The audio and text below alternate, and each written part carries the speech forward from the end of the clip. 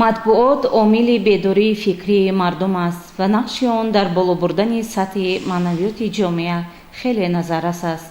рӯзи матбуоти тоҷик дар маҷлисгоҳи мақомоти иҷроии маҳаллии ҳокимияти давлатии шаҳри Панҷакен хеле хотирмон таҷлил гардид. нахуст раиси шаҳри Панҷакен Абдухолиқ Холиқзода аз журналисти шодравон, собиқ директори ширкати садо ва симои шаҳр Яздонқул Мавлонов ёд карда, баҳри поси эҳтироми хотираи устод дақиқаи хомӯшӣ эълон намуд. пас раиси шаҳр намояндагони воситаҳои ахбори оммаро ба муносибати иди касбиашон самимона табрик намуд. муҳтарам кормандони васоити ахбори омма, ҳозирини гиромӣ, дар ин рӯзҳои пурфайзи фарорасии баҳори нозанин, ҳамаи шумо аҳли қалам, рӯзноманигорон, кормандони воситаҳои ахбори омма ва собиқадорони соҳаи матбуотро ба ифтихори санаи таърихии рӯзи матбуоти тоҷик самимона табрик гуфта, бароятон саломатӣ, саодати рӯзгор ва дар корҳои эҷодиятон барору комёбӣ орзу менамоям.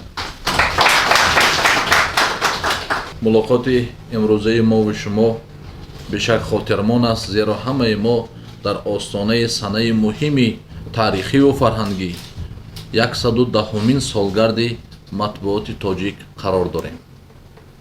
мусаллам аст ки дар ҳама давру замон расонаҳо дар ташаккули афкори ҷомеа нақши муҳиму арзанда доранд.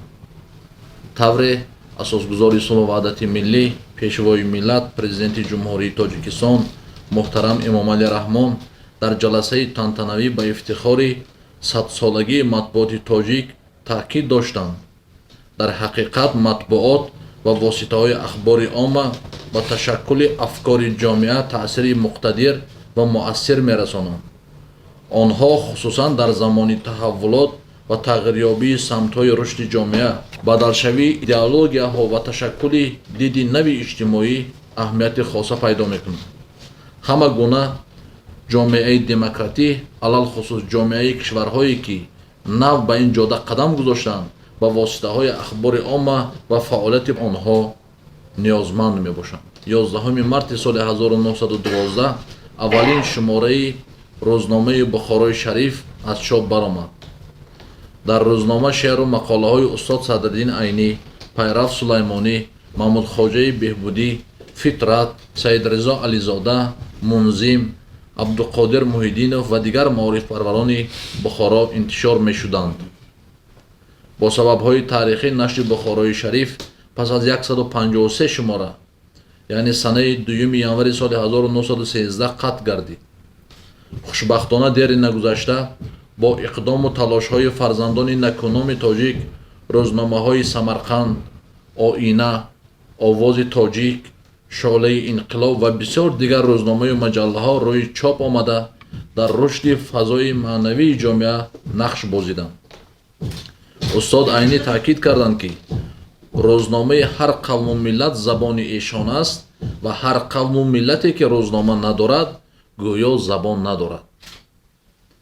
аҳли қалам, рӯзноманигорону зиёёни шаҳри Панҷакенро зарур аст ки барои баланд бардоштани номи Тоҷикистон дар арсаи байналмилалӣ, инъикоси дастовардҳои солҳои собиқистиқлолии кишвар, тарғиби арзишҳои ватандӯстӣ, таҳкими эҳсоси худшиносию худогоҳӣ дар байни ҳамватанон, инчунин инъикоси воқеии корҳои созандагию ободонӣ ва пешрафтҳои рӯзгори мардуми шаҳри Панҷакен, инчунин муқовимати пайваста ба зуҳуроти номатлуб аз қабили ифротгароиву зӯроварӣ, ҳифзи арзишҳои миллӣ ва мавқеи кишвари азизамон дар раванди ҳаллу фасли масоили сатҳи ҷаҳонӣ беш аз пеш саҳми худро гузоранд.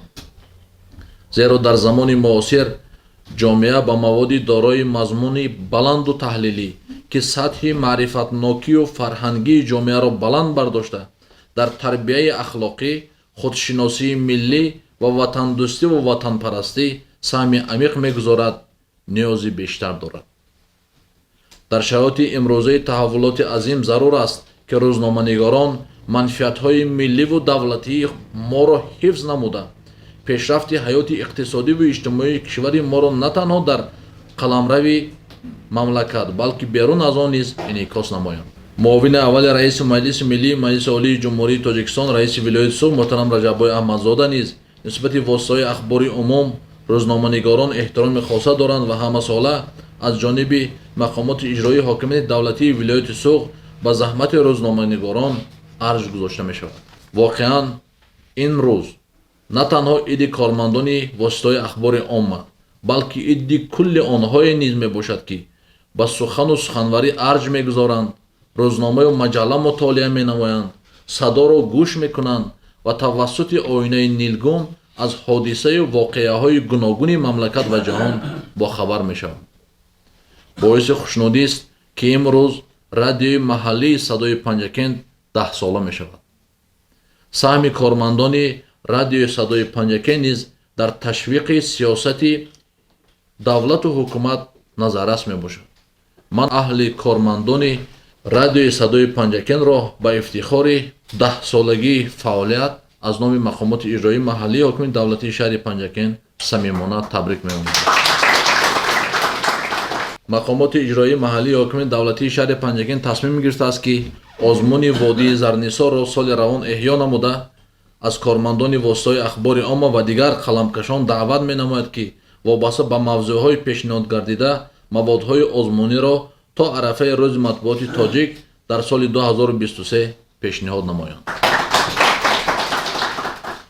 از فرصت مناسب استفاده نموده اظهار امید میکنیم که روزنامه‌نگاران رسالت خود را چون انعکاسگری حقبین و بی‌غرض رویداد و حادثه ها، روندهای جامعه، پیشنهاد راه‌های حل مشکلات موجوده را همیشه در مد نظر می‌دارند و در این کار مقامات اجرایی محلی حاکمیت دولتی شهر پنجکند آنها را همیشه دستگیری و پشتیبانی می‌کند و من بعد این کار را ما ادامه می‌دهیم.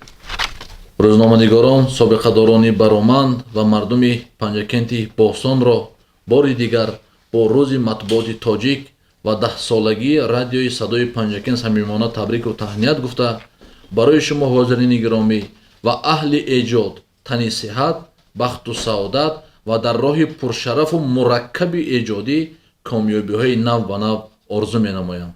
عیدتان مبارک کارمندان سابقه‌داران و کارمندان مطبوعات تاجیک. سپس یک قطار سابقه‌داران و فعالان روزنامه‌ها و شرکت صدا و سیمای شهر با سپاسنامه و تحفه‌های خاطروی مقامات اجرایی محلی حاکمیت دولتی شهر پنجکند قدردانی شدند. سپاسنامه مقامات اجرایی محلی حاکمیت دولتی شهر پنجکند با توردیبای صالح‌زاده سردبیر روزنامه فروردین برای انعکاس مسائل مبرم روز سهم ارزنده در اجرای دستور و سفارش‌های پیشوای معظم ملت بالا بردن معرفت جامعه بهداشت فضای اطلاعاتی شهر به افتخار روز مطبوعات سرفراز گردانده می‌شود. سپاسنامه با قربان و لقمان سردبیر روزنامه زرافشان برای انعکاس مسائل مبرم روز سهم ارزنده در اجرای دستور و سفارش‌های پیشوای معظم ملت بالا بردن معرفت جامعه بهداشت فضای اطلاعاتی شهر و افتخار روز مطبوعات از نام مقامات اجرایی محلی حاکمیت دولتی شهر پنجکند سرفراز گردانده می‌شوند. اساس امر رئیس شهر پنجکند از 10 مارس سال 2022 تحت رقم 14.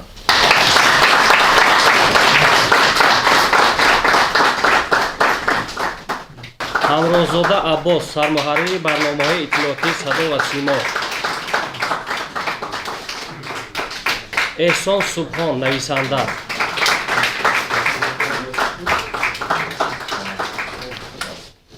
اسماعیل ظریفی نویسنده،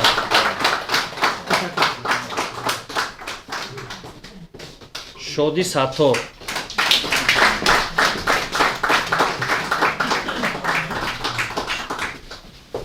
شریف اسمتی،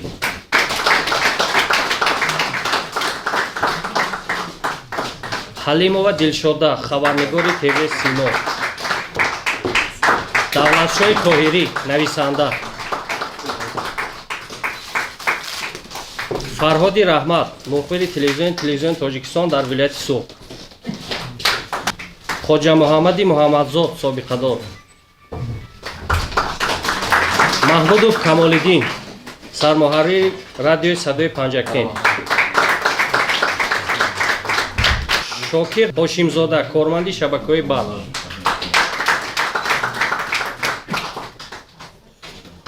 Баҳриддинова Хайринисо, муосиби рӯзномаи Зарафшон. Юлдошева Насиба, корманди рӯзномаи Зарафшон. Саид Юнусиён, рӯзноманигор.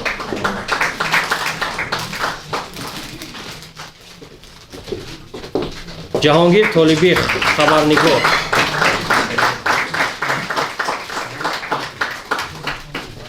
Ҳомидов Искандар, директори Садо ва Симо. Баҳруллозода Нилуфар, директори матбаи шаҳри Панҷакент. Ниёзов Сино,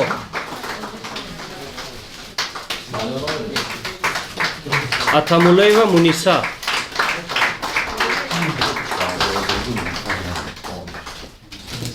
Мирҷонов Бегмуҳаммад. Солеҳов Шоҳҳусейн.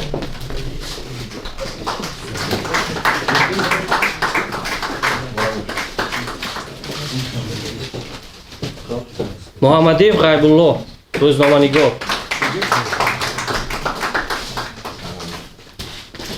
Комилова Фирӯза, корманди Садо ва Симо.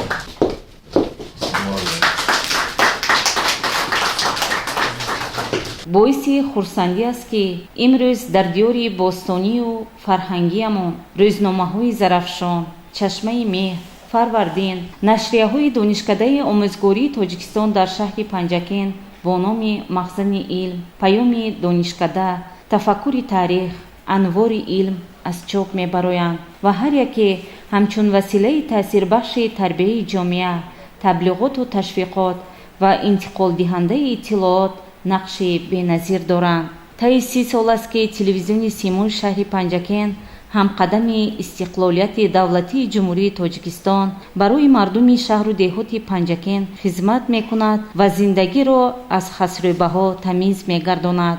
боиси ифтихори мо кормандони ширкати Садо ва Симои шаҳри Панҷакент аст ки радиои Садои Панҷакент 10 сола шуд.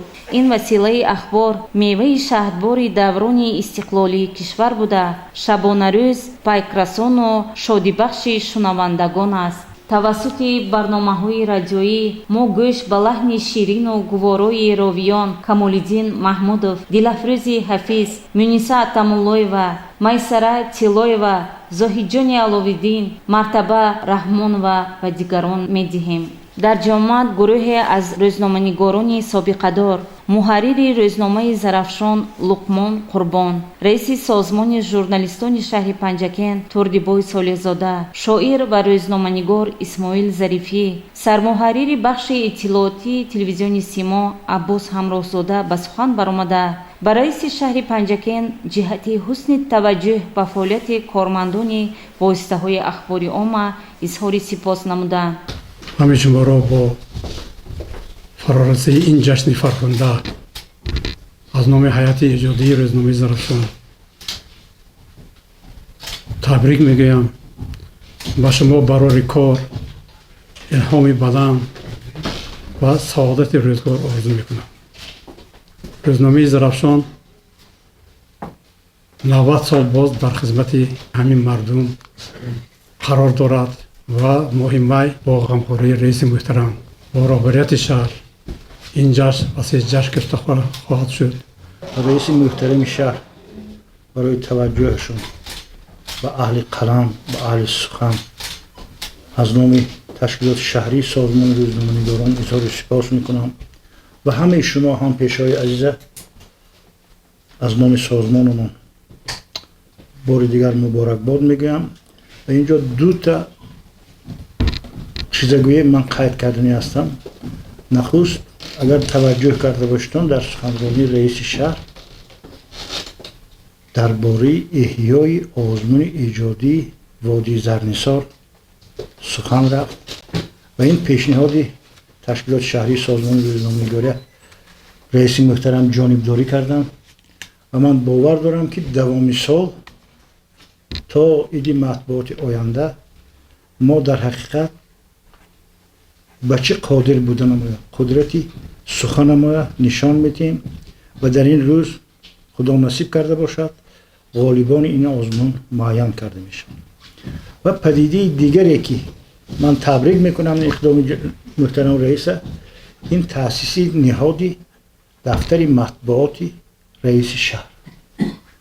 در حقیقت برای مقامات اجرایی حاکمیت دولتی شهر بودن چون این نهاد خیلی ضروری و خوب است.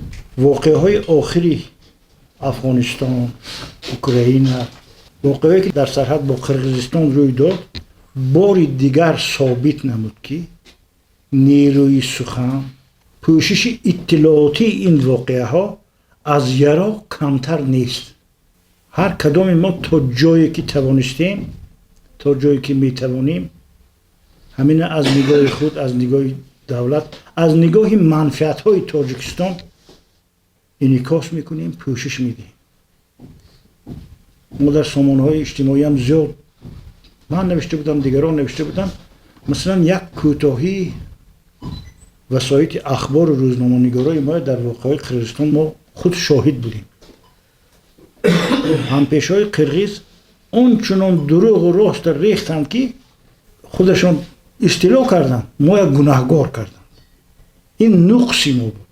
و یک چیز دیگر تاکید کردن میخواهم، رئیس درست گفتم، باید قلم ما سازنده باشد. باید ما منافع این دولت، این ملت، این زبان، این دیار همیشه در جایگاه اول بذاریم. اولا همه شما رو به روز فرارسی 110 سالگی افتخار ملت ما روزنامه بخارای شریف از صمیم قلب مبارکباد میگویم. ما خرسندیم که از روزی که رئیس محترم به این وظیفه تعیین شدند، ما چی درخواستی کردیم، چی التماسی که کردیم، یگان بار رد نشده است. همه آن را به نظر گرفتند، اعتبار دادند و یگان مکتوب ما بی جواب نمونده است. یک چیز دیگر قید کنم که دیروز در اتفاق نویسندگان کار یک ساله مجله صدای شرق جنبست شد. در همین جنبست از همه مقاله های بهترین 2 مقاله بابا صالح شد و جای افتخاری از تمام وقت نام بابا صالح شد. این یک افتخار ما است، یک بزرگی ما است. بیایید یگان کس برای ما پنجکین نمی سازد، یگان کس پنجکین برای ما اهدا نمی کند. من تو شما می سازیم. محترم کارمندان واسطه های اخباری عامه، اهل قلم، سابقه داران، رئیس ارجمند، من نخست برای توجه شما نسبت فعالیت شرکت صدا و سیما عرض سپاس میکنم و شما باری چندم است که از همکاری روانشاد ما یزدانخان مولانوف و نیکی یاد میکنید که من گمان میکنم که این بهترین توجه شما به کارمندان وسایل اخباری عامه میباشد. و توجه شما میرسانم که با دستگیری به واسطه مقامات اجرایی محلی حاکمیت دولتی شهر پنجکین و رهبریت صدا و سیما امروز شبکه صدا و سیما در سامانه های اینترنتی در تمام جهان انتشار می شود.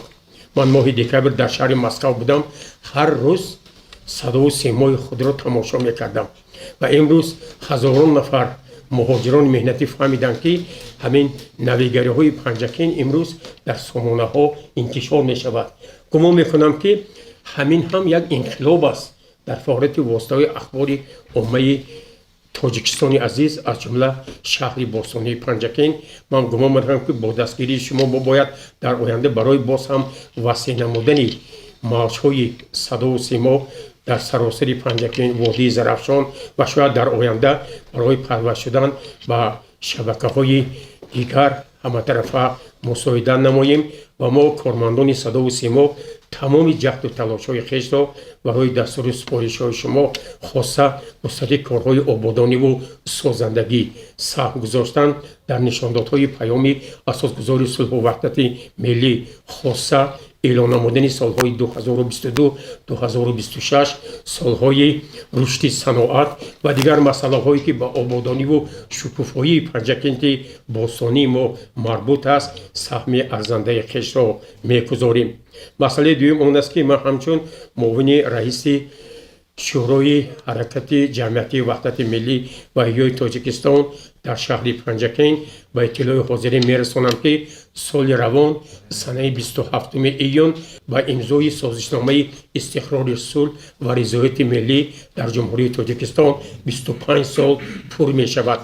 агар мо ба таърихи начандон тӯлонии кишвари хуршидиамон назар афканем маҳз ба шарофати ваҳдат маҳз ба шарофати ҷаҳду талошҳои меъмори ваҳдати тоҷикон асосгузори сулҳу ваҳдати миллӣ пешвои муаззами миллат муҳтарам имомалӣ раҳмон мо тавонистем дар самти рушди ҷомеа пешрафти тамоми соҳаҳои хоҷагии халқ ва комёбиҳои азим ноил гардем. ман умед мекунам ки рӯзноманигорони арҷуманд аҳли қалам вобаста ба 25-солагии рӯзи ваҳдати миллӣ маводҳо ва дигар гузоришҳоро ба интишор мерасонанд ва мо кӯшиш мекунем ки барои ободонии диёри азизамон панҷакенти бостон ва дар саросари ҷаҳон муаррифӣ намудани кишвари озоди тоҷикон саҳми арзандаи хешро гузорем. ҳамзамон рӯзноманигорон дархосту пешниҳоди худро ба раиси шаҳри панҷакен баён доштанд. дар ҳақиқат воситаҳои ахбори омма ҳамчун як рукни муҳими сиёсиву маънавӣ дар таҳкими давлатдорӣ ҷаҳонбинии мардум ва пойдории адолат нақши калон доранд. имрӯз дар ин рӯзи муборак аз нашри нахустин шумораи тоҷикии оси рӯзномаи дар осиёи миёна бухорои шариф 110 сол пур мешавад ва аз соли 1994 бо фармони пешвои миллат имрӯз дар тоҷикистон ҳамчун рӯзи матбуот ҷашн гирифта мешавад. ба ростӣ матбуоти тоҷик ки имрӯз шуморааш беш аз 600 ададро ташкил медиҳад ҳама зодагону бастагони бухорои шариф ҳастанд.